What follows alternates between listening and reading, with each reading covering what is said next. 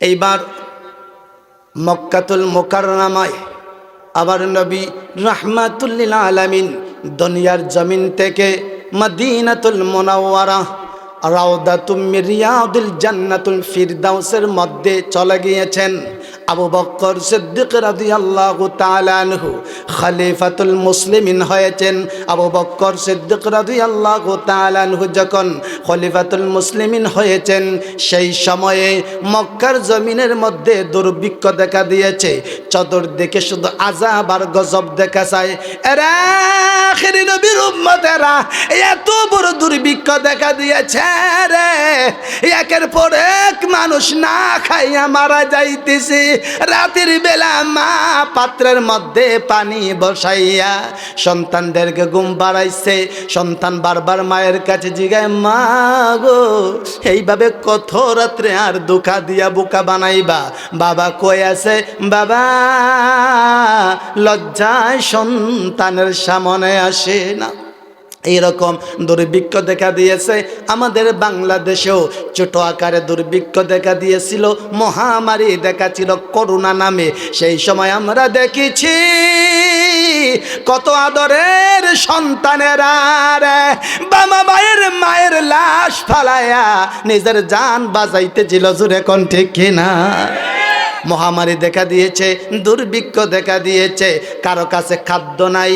এইবার মদিনাতুল মুনাওয়ারায় হযরত ওসমান ইবনে আফফান রাদিয়াল্লাহু তাআলা আনহু, আমার নবীর গানি সাহাবী, ধনী সাহাবী, তার কাছে খাদ্য বুঝাই করা কয়েকটা জাহাজ এসেছে। হযরত ওসমান রাদিয়াল্লাহু তাআলা আনহুর কাছে মক্কা মদিনার ব্যবসায়ীরা আনন্দে আত্মহারা হইয়া রে হযরত ওসমান ইবনে আফফান দিন রাদিয়াল্লাহু তাআলা আনহুর কাছে চলে গিয়েছে। ওসমানের রে বুক ভরা আশা লইয়া আপনার কাছে এসেছে, খাদ্য বোঝাই করা জাহাজগুলো আমাদের কাছে সুলভ মূল্যে বিক্রি করে দেন। হযরত ওসমান ইবনে আফফান মক্কা মদিনার ব্যবসায়ীদেরকে দেইকা কঠোর হয়ে গেলেন।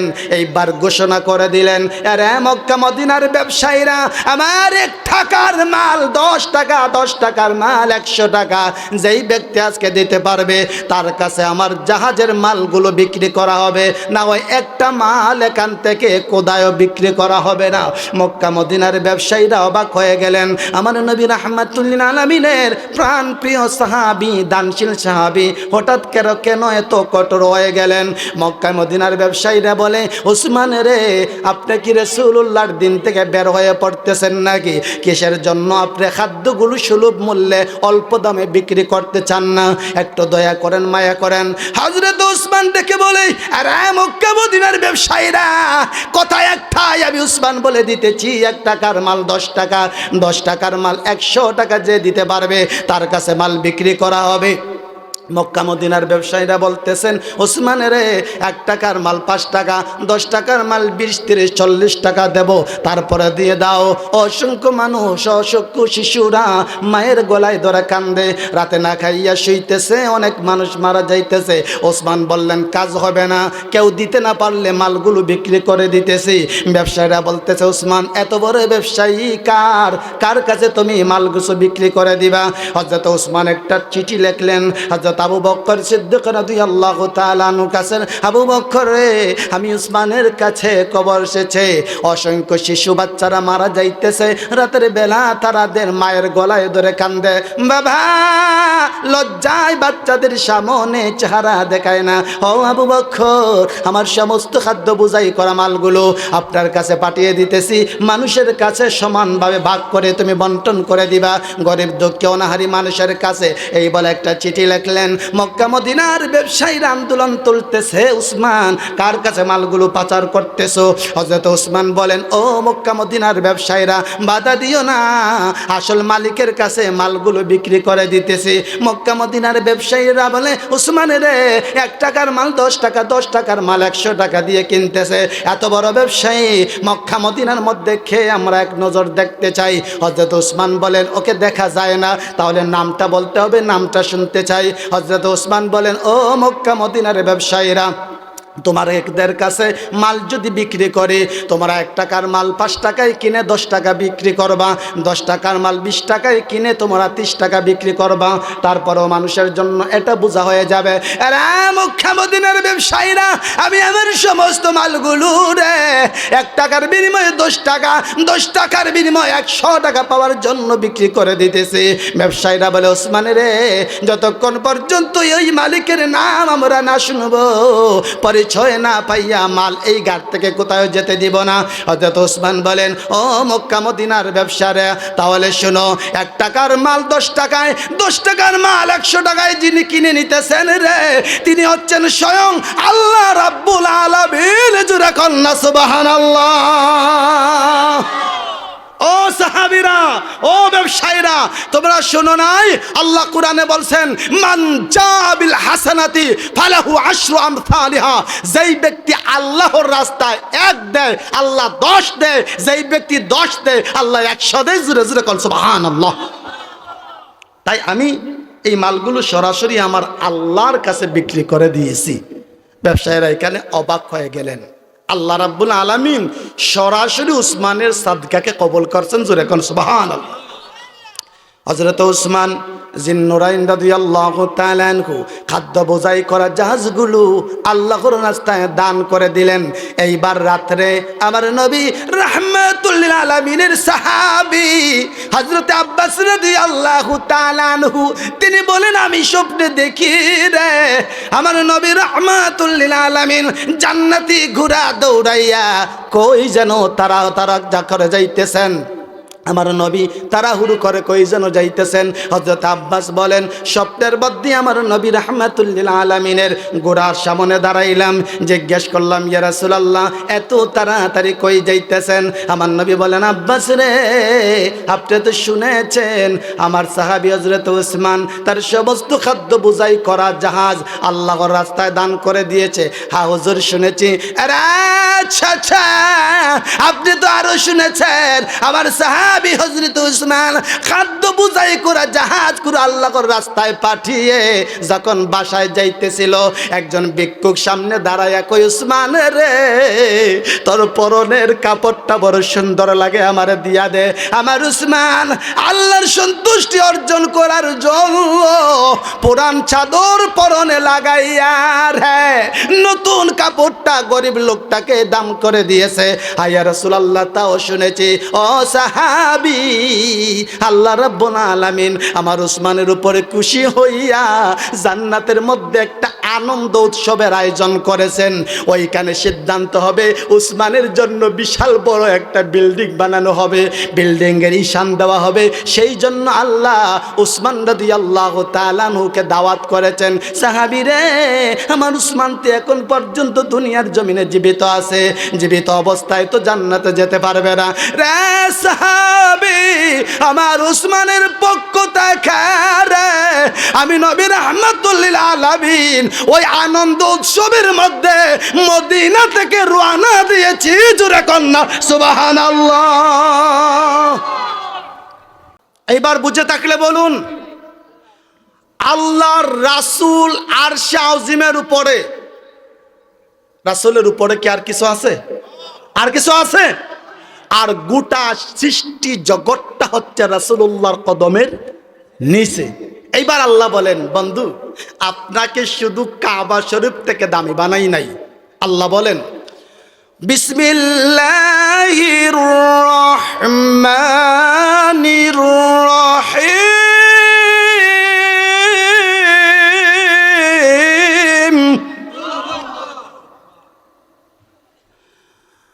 ওয়ামা আরসালনাকা ইল্লা রাহমাতাল লিল আলামিন।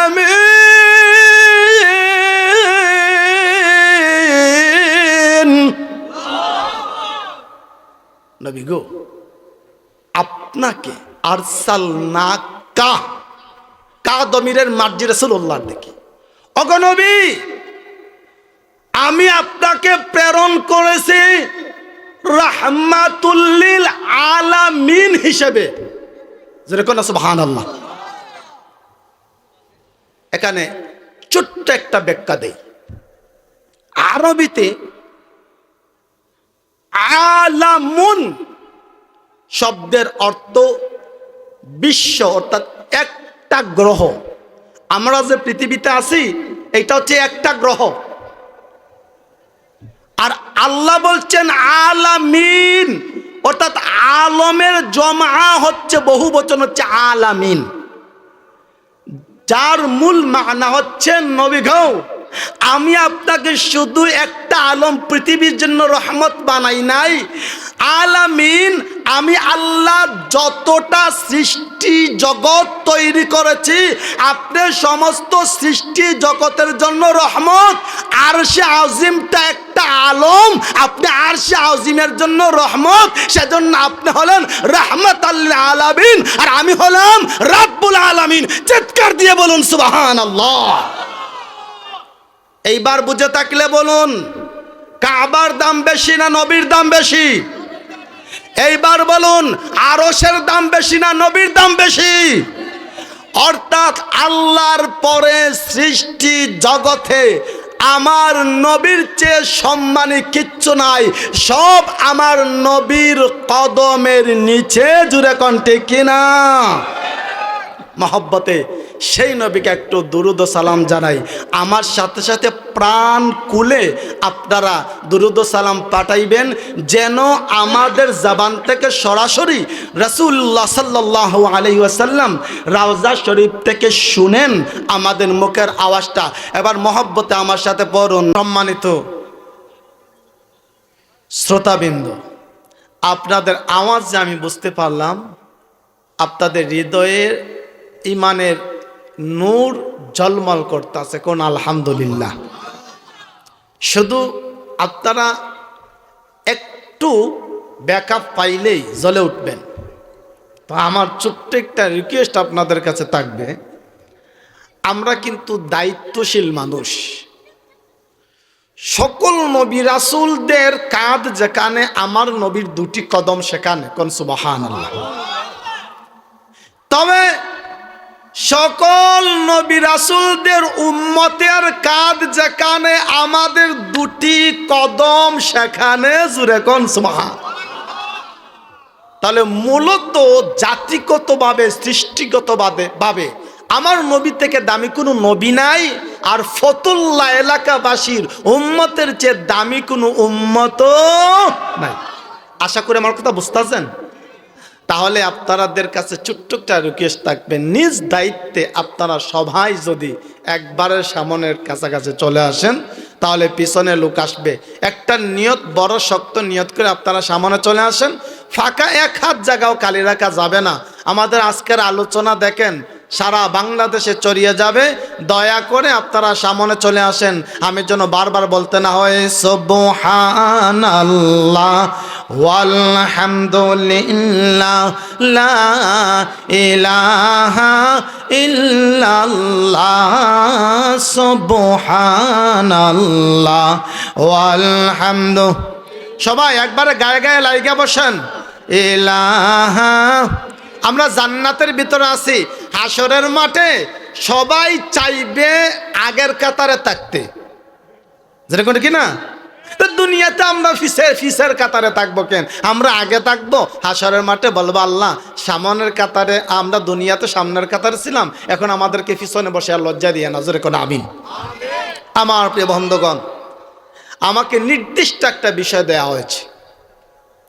সেই বিষয়টি হচ্ছে দু জাহানের সরদার নবিকুল সম্রাট মুহাম্মদ মুস্তাফা সাল্লাল্লাহু আলাইহি ওয়াসাল্লাম, ওনার সুমহান মর্যাদা আল্লাহ সুবহানাহু ওয়া তাআলা যদি তৌফিক দান করেন, তাহলে নির্ভরযোগ্য মুহাদ্দিস মুফাসসিরদের দৃষ্টিকোণ থেকে বিষয়ভিত্তিক আলোচনা প্রথম থেকে শেষ পর্যন্ত করার চেষ্টা করব ইনশাআল্লাহ। সবাই বলুন আমিন।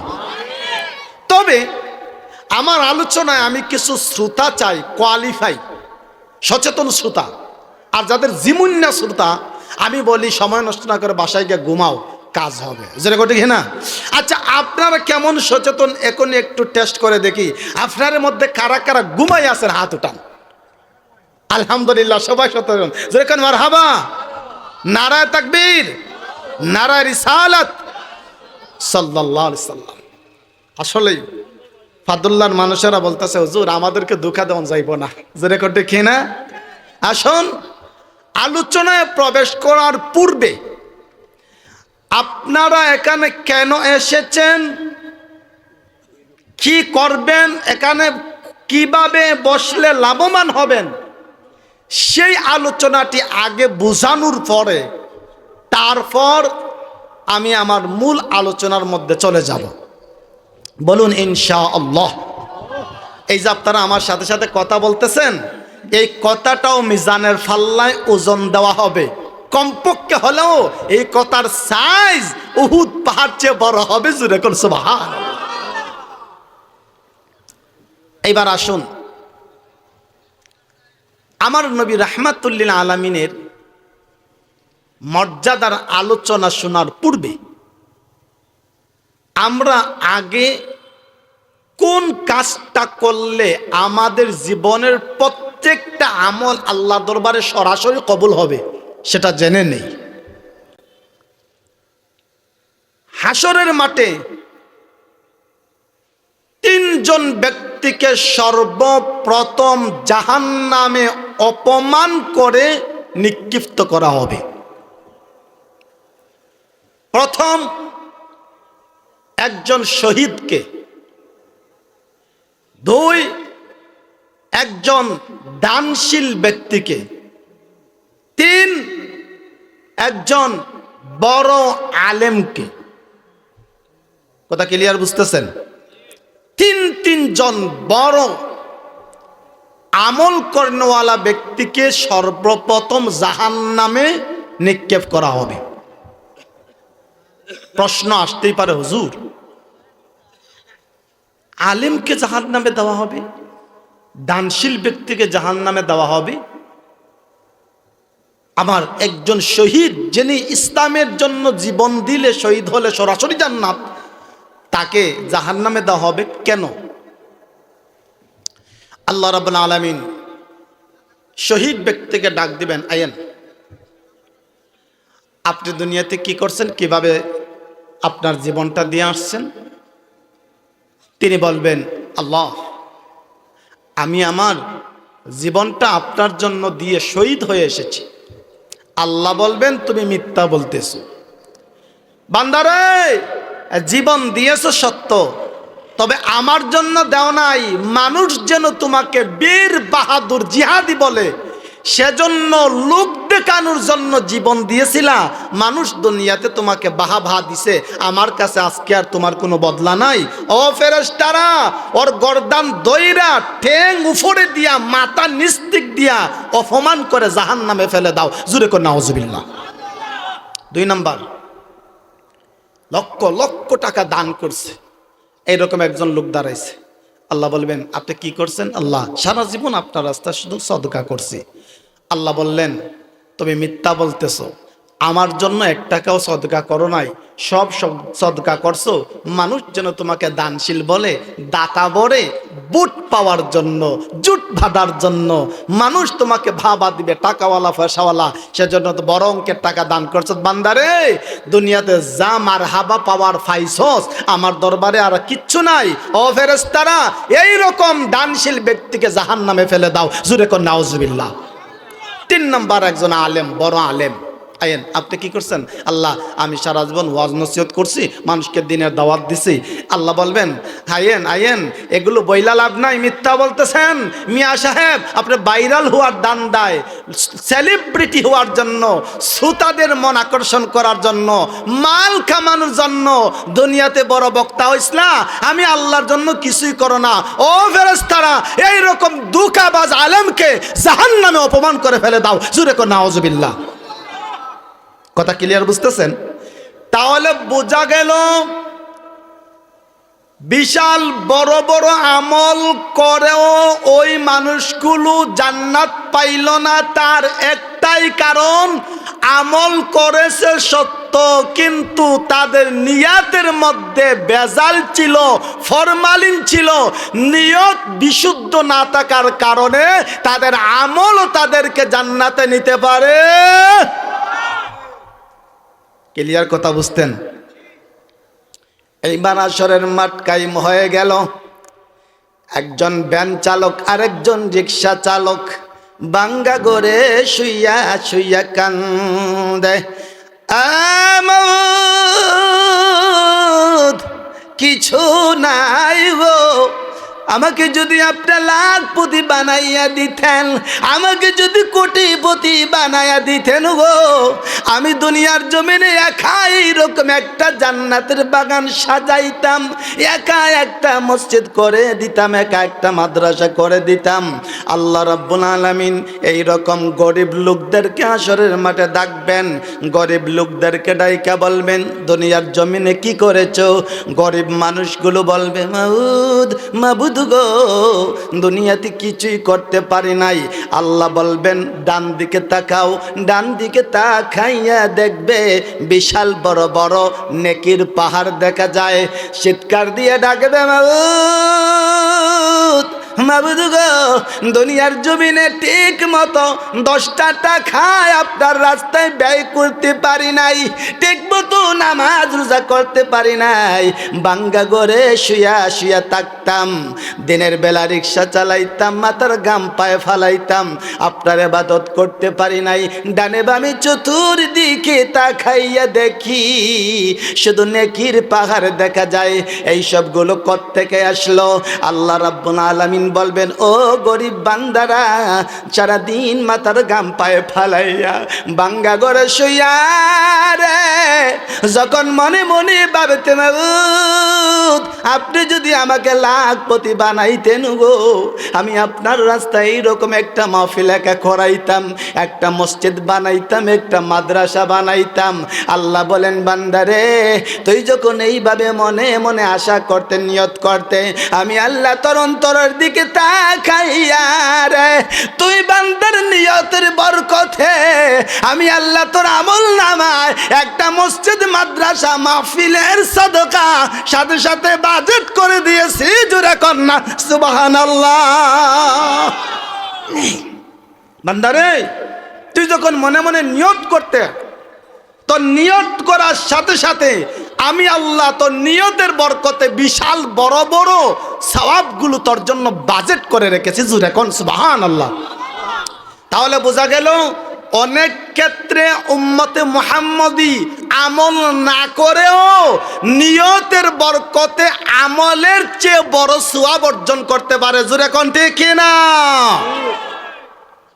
এইবার এজন্যই ইমাম বুখারী রাহমাতুল্লাহ আলাইহি তিনি প্রায় তাকরার বিতাকরার প্রায় 8000 হাদিস দিয়া বুখারী শরীফটা লিখলেন। চিন্তা করলেন সর্বপ্রথম হাদিস কি লেখা যায়। ইমাম বুখারী অ্যানালাইজ করতে করতে শেষ পর্যন্ত সিদ্ধান্ত উপনীত হলেন যে আমি হাদিসটা লিখব ইন্নামাল আমালু বিন্নিয়াত, অর্থাৎ সমস্ত আমলের ফলাফলের নির্বলতা, ডিপেন্ডেন্ট বদলা আল্লাহ দেবেন একমাত্র নিয়াতের উপরে। জোরে জোরে কোন সুবহানাল্লাহ। তাহলে আমরা আজকে আল্লাহর দরবারে একটা নিয়ত করব, আল্লাহ আজকের এই মাহফিল আমরা যারা এসেছি, রাব্বুল আলামিন আমরা আজকের মাহফিলের তাবাররুক চাই না, কোনো বক্তার চেহারা দেখার জন্য আসি নাই, রাব্বুল আলামিন আপনার মহব্বতে আসছি। জীবনের গুনাহ যতক্ষণ পর্যন্ত তুমি মাফ করবা না, আল্লাহ এই মাহফিল থেকে আমাদেরকে বাসায় ফিরিয়ে দিও না। জোরে কোন আমিন। এরকম নিয়ত করতে পারবেন তো? বলুন ইনশাআল্লাহ। আরো জোরে কোন ইনশাআল্লাহ। আল্লাহ তুমি কবুল করো, মঞ্জুর করো। জোরে কোন আমিন। আসুন আমরা সরাসরি আমার নবী রাহমাতুল্লিল আলামিনের শান মান মর্যাদার আলোচনায় ঢুকে পড়ব। এর আগে একবার মহব্বতে আমার নবীর উপরে আমরা দুরূদ শরীফ পড়ি। আল্লাহুম্মা সাল্লি, মহব্বতে জুড়ে, সাইয়্যিদিনা মুহাম্মাদ নবী মাওলানা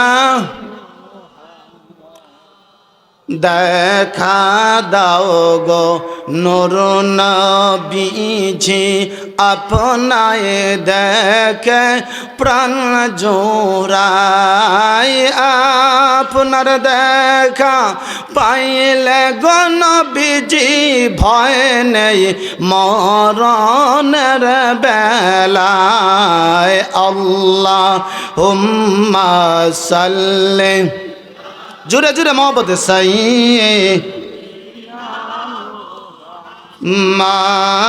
মাদনাবি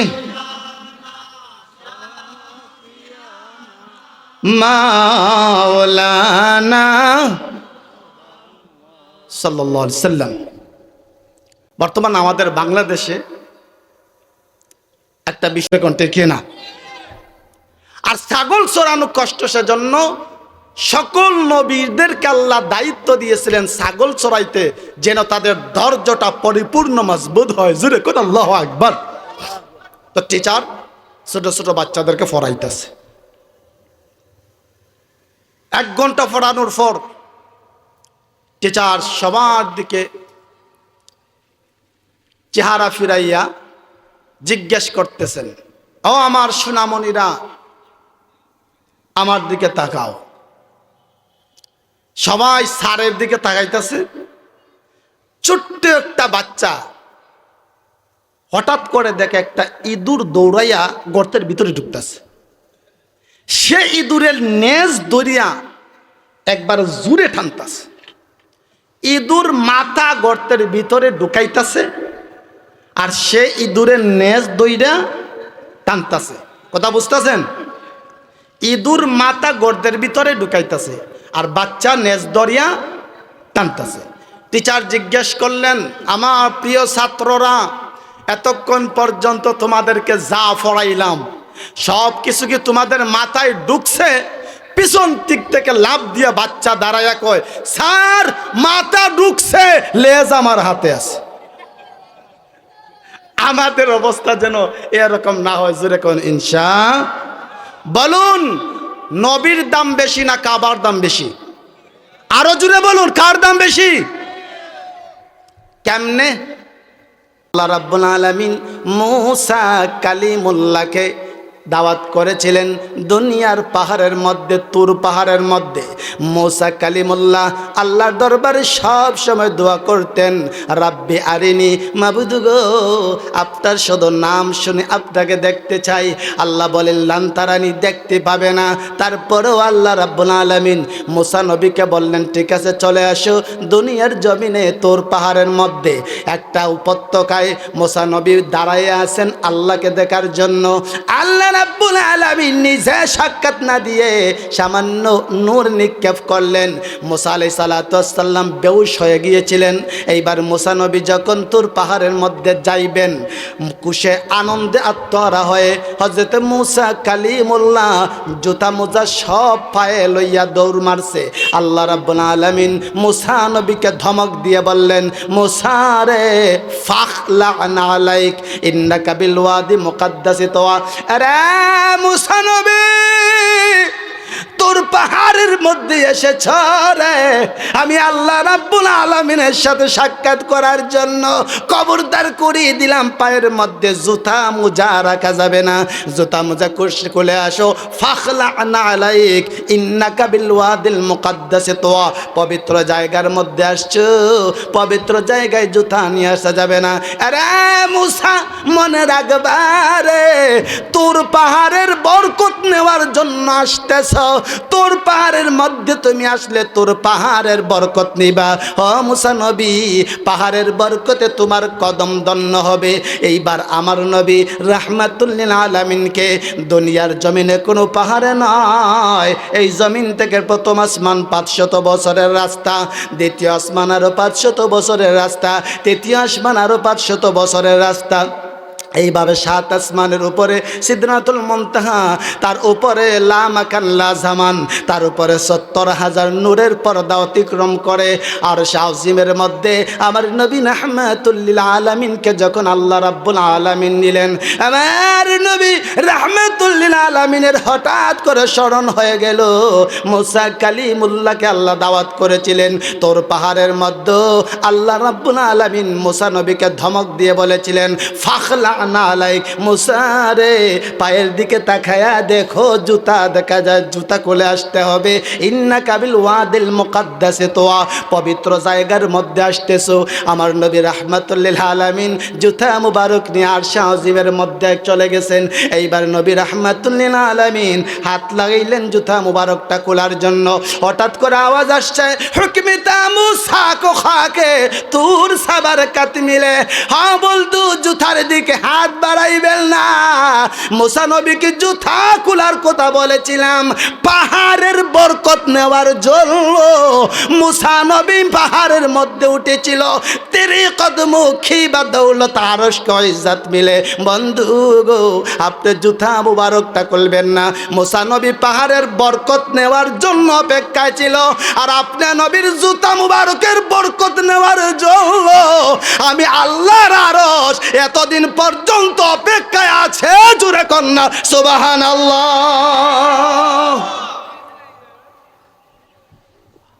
ও বন্ধু, মুসা নবী দুনিয়ার পাহাড়ে পাহাড়ের বরকত নিতে আসছে, সেজন্য বলছে জুতা মুবারক খুলো, ফাখলা না আলাইক, জুতা খুলো। ইন্না কাবিল ওয়াদিল মুকাদ্দাসে তোয়া, 16 নম্বর পারা সূরাতুত তাহার মধ্যে রয়েছে। আর আমার নবী দুনিয়ার কোনো পাহাড় জঙ্গলে না, ধুলক বুলক সেরে 7 আসমান পার হয়ে লা মাকান লা জামান 70,000 নূরের পর্দা পাড়ি দিয়ে আরশে আজিমে, যার উপরে আর কোনো গ্রহ নাই, সৃষ্টি নাই। জোরে করে সুবহানাল্লাহ। আল্লাহ বললেন, বন্ধু আপনি জুতা মুবারকটা খুললেন না, আরশের উপরে তাকেন, আরশ আপনার জুতা মুবারকের বদৌলতে ধন্য হবে। একটু চিৎকার দিয়ে বলুন সুবহানাল্লাহ। এইবার বুঝে থাকলে বলুন, আল্লাহর রাসূল আরশে আজিমের উপরে, রাসূলের উপরে কি আর কিছু আছে? আর কিছু আছে? আর গোটা সৃষ্টি জগৎটা হচ্ছে রাসূলুল্লাহর কদমের নিচে। এইবার আল্লাহ বলেন, বন্ধু আপনাকে শুধু কাবা শরীফ থেকে দামি বানাই নাই। আল্লাহ বলেন, বিসমিল্লাহির রহমানির রহিম,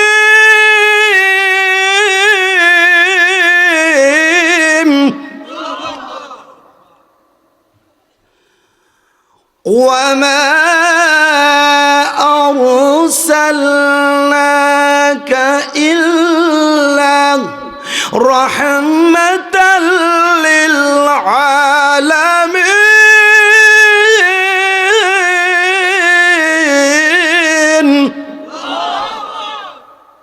নবী গো, আপনাকে আরসালনাকা, কা দমিরের মার্জি রাসূলুল্লাহ দেখি।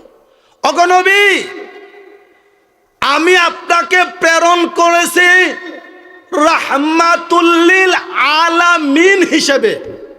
যেরকম সুবহানাল্লাহ। এখানে ছোট্ট একটা ব্যাখ্যা দেই। আরবিতে আলামুন শব্দের অর্থ বিশ্ব, অর্থাৎ একটা গ্রহ। আমরা যে পৃথিবীতে আছি এটা হচ্ছে একটা গ্রহ। আর আল্লাহ বলছেন আলামিন, অর্থাৎ আলমের জমা হচ্ছে বহু বচন, হচ্ছে আলামিন, যার মূল মানা হচ্ছে নবী গো, আমি আপনাকে শুধু একটা আলম পৃথিবীর জন্য রহমত বানাই নাই, আলামিন আমি আল্লাহ যতটা সৃষ্টি জগৎ তৈরি করেছি, আপনি সমস্ত সৃষ্টি জগতের জন্য রহমত। আরশে আজিমটা একটা আলম, আপনি আরশে আজিমের জন্য রহমত, সেজন্য আপনি হলেন রাহমাতাল লিল আলামিন, আর আমি হলাম রাব্বুল আলামিন। চিৎকার দিয়ে বলুন সুবহানাল্লাহ। এইবার বুঝে থাকলে বলুন, কাবার দাম বেশি না নবীর দাম বেশি? এইবার বলুন, আরশের দাম বেশি না নবীর দাম বেশি? অর্থাৎ আল্লাহর পরে সৃষ্টি জগতে আমার নবীর চেয়ে সম্মানী কিচ্ছু নাই, সব আমার নবীর কদমের নিচে। জুড়ে কণ্ঠে কিনা? মহব্বতে সেই নবীকে একটু দুরুদ ও সালাম জানাই। আমার সাথে সাথে প্রাণ খুলে আপনারা দুরুদ ও সালাম পাঠাইবেন, যেন আমাদের জবান থেকে সরাসরি রাসূলুল্লাহ সাল্লাল্লাহু আলাইহি ওয়াসাল্লাম রওজা শরীফ থেকে শুনেন আমাদের মুখের আওয়াজটা। এবার মহব্বতে আমার সাথে পড়ুন, দুরুদ ও সালাম জানাই, দুরুদ ও সালাম জানাই আপনার উপরে নবী গো আমার গুনাহগারে। দুরুদ ও আরো জোরে, আরো জোরে। দুরুদ ও সালাম জানাই আপনার উপরে নবী আমরা গুনাহ। হায় হায় দয়া করে পার করিও হাসর মাহশারে নবী গো আমরা গুনাহ। আল্লাহ পাকের ফেরেশতারা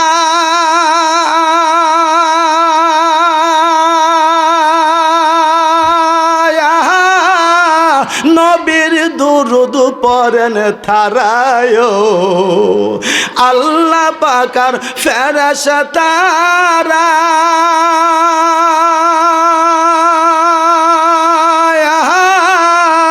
নবীর দুরুদ পড়েন তারায়। ইমানদারে পর দুরুদ, ইমানদারে পর দুরুদ বলছে পরওয়ারে নবী গো। আরো জোরে। দুরুদ সালাম জানাই, দুরুদ সালাম জানাই আপনার উপরে নবী গো। হায় হায় নবীর দরদ পড়েন যারা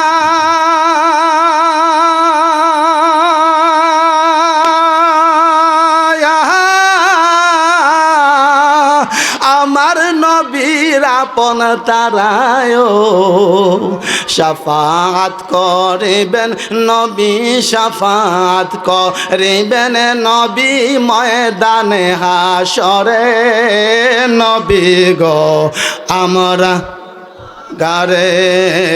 দুরুদ সালাম জানাই, দুরুদ সালাম জানাই আপনার নবী গো আমরা।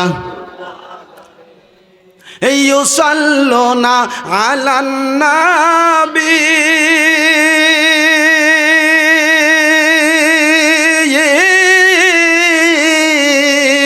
কোরআনেতে লিখা পাবিও।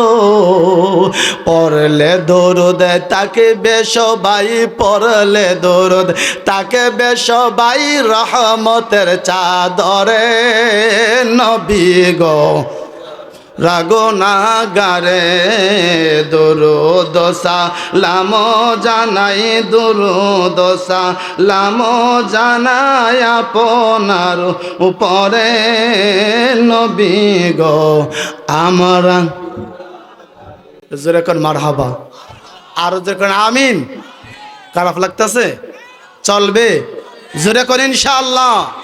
নারায়ে তাকবীর, নারায়ে রিসালাত।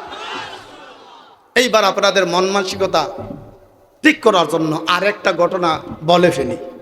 একবার 3 বন্ধু পাহাড়ে ঘুরতে গেছে, তাদের সাথে রুটি ছিল 4টা। বলুন কয়টা? বন্ধু কয়জন? রুটি কয়টা? 3 বন্ধু 3টা রুটি খেয়ে ফেলছে, অবশিষ্ট আছে কয়টা? এইবার একটু ফরফর একটা আরেকটারে কয় রুটিটা দিয়ালা, আরেকটা বাধা দেয়। কেন? কি হয়েছে? কয় ফ্যাটের কি দেওয়া সহ্য করতে পারতাছি না। কিছুক্ষণ পর আরেকটা কয় আমারে দিয়ালা। এইভাবে একটা আরেকটারে যন্ত্রণা করতেছে। কারণ রুটি একটা মানুষ কয়জন?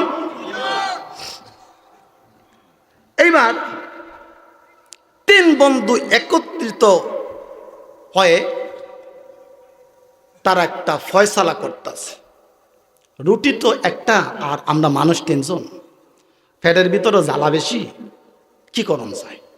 একজন কি করবে? 3 ভাগ কর, 3 ভাগ করে খেয়ালে। 3 নম্বরটা ছিল একটু চিকন বুদ্ধিওয়ালা। অর্থাৎ আমাদের বাংলাদেশের কিছু বুদ্ধিজীবী আছে না, এই বুদ্ধিজীবীদের মধ্যে মনে করতে পারেন, এই যে আমাদের বাংলাদেশে একটা আছে বর্তমানে কট খাইছে মুরগি কবির, একটা আছে না, এরকম বুদ্ধিজীবী, খাওয়ান্না বুদ্ধিজীবী। বুদ্ধিজীবী 3 নাম্বারটা বলে না, রুটি যদি এইভাবে 3 ভাগ করে খাই, কারো ফেটের কিদা যাইতো না। একা রুটিটা খাওয়ার জন্য একটা বুদ্ধি বের করতে হবে। বাকি 2 বন্ধু কয়, আমাদের মধ্যে বুদ্ধি তো একটু তোরই বেশি রে বন্ধু, আকল বুদ্ধি মোটামুটি খারাপ না, বুদ্ধিটা তুই বের কর। এইবার 3 নাম্বার বন্ধু কয়, আমার উপরে দায়িত্ব যখন দিলি, তাহলে একটা কাজ করি, আমরা 3 বন্ধু একসাথে ঘুমাবো। ঘুমের মধ্যে সব থেকে সেরা স্বপ্ন যে দেখবে সে একা রুটিটা খাবে। এই কথার উপরে একমত হয়ে 3 বন্ধু একসাথে ঘুমাইছে। আপনারা ফাদুল্লাহ এলাকার মানুষ, বলুন তো দেখি, এই 3টা বন্ধুর সত্যিকারের ঘুমে আছে না রুটি খাওয়ার দান্দায় আছে? আমাদের আজকের ওয়াজ নসিহত যেন সিন্নি খাওয়ার দান্দা না হয়, রুটি খাওয়ার দান্দা না হয়, জোরে কোন ইনশাআল্লাহ। যদি শুধুই রুটি খাওয়ার দান্দা হয়, তাহলে আমরা শুধু রুটি পাবো, সওয়াব পাবো না। আর যদি সওয়াবের আশা হয়, তাহলে সওয়াবও পাবো, রুটিও পাবো, জোরে করতে কে না। ঘুম থেকে উঠছে 3 বন্ধু। প্রথমটারে জিজ্ঞেস করা হলো, তুই স্বপ্নে কি দেখলে? কয়, আমি স্বপ্নে দেখি আমেরিকা যাইয়া একটা রেস্টুরেন্টের ভিতরে ঢুকছি, এত জাতে জাতে খাবার খাইছি যা তোদের বাপদাদার জন্মে কোনোদিন দেখোস নাই। বাকি 2 বন্ধু মুসকে মুসকে হাসে, কলারে ধরছে। কেন? এখান থেকে চলে যা। কেন যাব? তুই তো আমেরিকা যাইয়া জনমের খাবার খাইয়া আইস, রুটি খাবার দরকার নাই। একজন আউট হয়েছে নিও। 2 নাম্বারটা চিন্তা হয়ে গেছে, আমিও তো একটা স্বপ্ন বানাইছিলাম, বললে কি যে হয় আল্লাহ জানে। যাই হোক, বলে ফেলি, স্বপ্ন দারুণ হইলেই তো রুটি খাইতে পারবো। 2 নাম্বারটা কয়, আমি স্বপ্নে দেখি একটা খাজুর গাছের মধ্যে উঠছি, কিন্তু উঠার পরে নামতে পারি নাই, চলে গেলাম বাড়িতে। কি বুঝলেন আপনারা? খাজুর গাছে উঠার পরে নামতে পারি নাই, চলে গেলাম বাড়িতে। বাড়িতে যাইয়া একটা সিঁড়ি আনছি, ওইটা লাগাইয়া তারপরে নামছি। 3 নাম্বার বন্ধু কয়, বাটপাড়ির ফুলা, তুই তো গাছ থেকে নামতে পারলে না, তো বাড়িতে গেলে কবে? আবার বাড়িতে যাইয়া সিঁড়ি আন না, তারপরে লাগাইয়া তারপরে নামছ। এটা তো ফুরাটাই একটা 2 নাম্বারের স্বপ্ন হয়ে গেল। আচ্ছা যাই হোক, দারুণ স্বপ্ন। হ্যাঁ, এবার আমার স্বপ্ন কি শুনবি? কয় বল। কয়, আমি স্বপ্নে দেখি একটা লোক লাঠি নিয়ে আসছে, আয়সা বলতেছে, এই ফুলা, এই মুহূর্তে ঘুম থেকে জায়গা, রুটিটা খাইয়া ফেলা, না হয় পিঠার সামনা উঠাইলে আমি ডরে আর বয়ে স্বপ্নের মধ্যে রুটিটা খাইয়া ফেলাইছি। বাকি 2 বন্ধু কয়, তোকেই বলে বুদ্ধিজীবী। এইরকম নিমুখ হারাম বুদ্ধিজীবী আমাদের বাপদাদার জন্মে দেখি নাই রে বন্ধু। আচ্ছা ভালো কথা, রুটিটা খাইছো, হেতে যখন লাঠি নিয়ে আইছিল আমাদেরকে একটু ডাক দিলে না? কয়, তোদের বাপদাদা 14 গোষ্ঠীর কসম, কত ডাক দিছি, একটা ছিল আমেরিকা আর একটা খেজুর গাছ, আমি তোমাদেরকে ডাকতে ডাকতে পাই নাই। বাকি দুই বন্ধুকে কথা তো হাসাই। আমাদের অবস্থা যেন এই রকম না হয়, আমাদের মন অন্য কোথাও যাবে না।